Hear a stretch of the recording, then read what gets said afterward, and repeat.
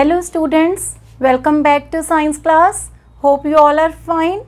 Students, in the last lecture we discussed about the chapter number 4, sorting materials into groups. We make different materials depending upon the different properties of the materials. Now in the continuity of that lecture, the other topic is somewhat similar to them. There we divided the various materials into groups. Here we will separate the different components from the mixtures. So welcome to the next lecture, to the new chapter, that is chapter number 5, separation of substances.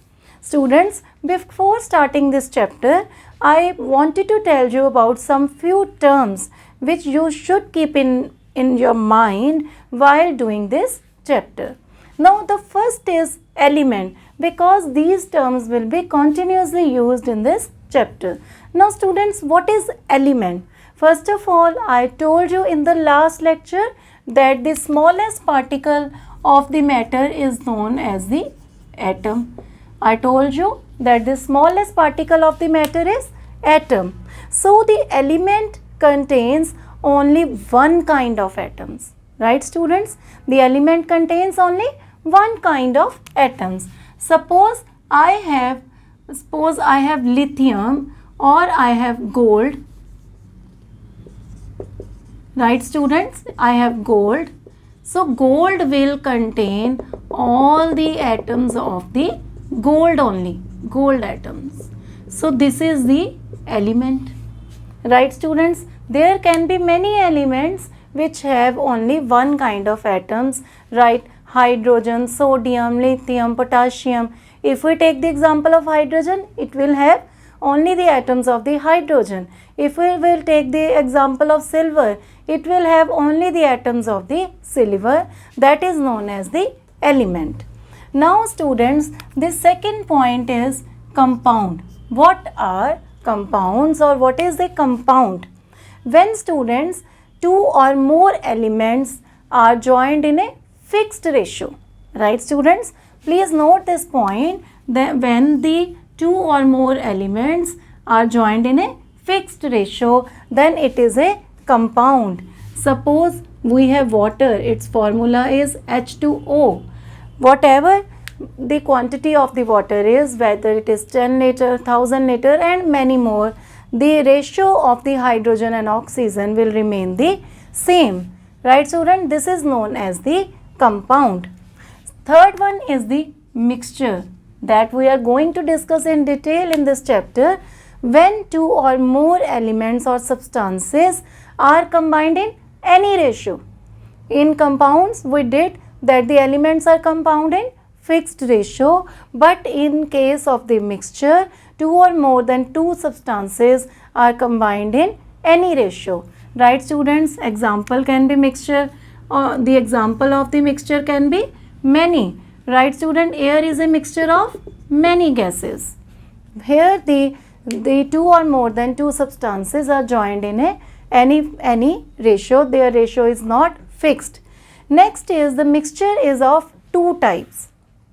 Right students? The mixture is of two types. One is homogeneous mixture and other is heterogeneous mixture. What is the difference between homogeneous mixture and heterogeneous mixture? Students, in homogeneous mixture, right, in homogeneous mixture, the mixture is a uniform throughout. The components are uniform throughout. Suppose we have sugar solution, here is water and we have put sugar in it, it becomes the sugar solution. It is uniform solution. If we take the water from here, from here, from here, it will be uniform sugar solution. Right students? And we cannot see the components with a naked eye in homogeneous mixture, because here there are two components, water and sugar. In homogeneous mixture, we cannot see these components separately with our naked eye. This is a homogeneous mixture. Next we come to the heterogeneous mixture. In heterogeneous mixture, there is no uniformity. the mixture is not uniform and the components are visible because they are not soluble with each other, they are visible with the naked eye. Suppose we have a mixture of sand and salt.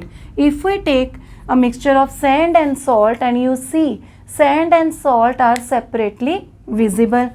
If we take the mixture of chalk powder and water, you will see that the water and the chalk powder are separately visible. In heterogeneous mixture, the components of the mixture are separately visible, but in homogeneous mixture, the components of the mixture are not visible. Now students, next come to the pure substances. What are the pure substances? Substances which contain only one kind of particle. For example, you take milk in the morning, sometimes you add many things in it, right? Bournvita, Horlicks or coffee, anything you can add. If you are taking only milk, simple milk, then it is a pure substance. It contains only one kind of particle. If you mix something in it like Bournvita, Horlicks or coffee, it becomes impure substance which contain more than one kind of particles. Right students? In pure substances, they have one kind of particle, and in impure substances, they contain more than one kind of particles. I gave you the example of the milk. Now students, what is the need of separation and what is separation? Suppose you go to a vendor to take vegetables, different vegetables. He will give you the different vegetables in different poly bags so that you can arrange them properly. He also arrange all the vegetables in a separate heap.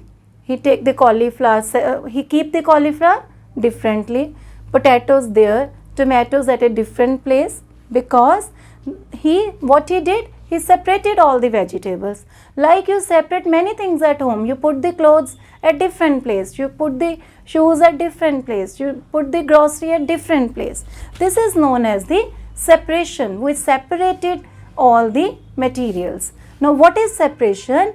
It is a process of separating one or more component from a mixture.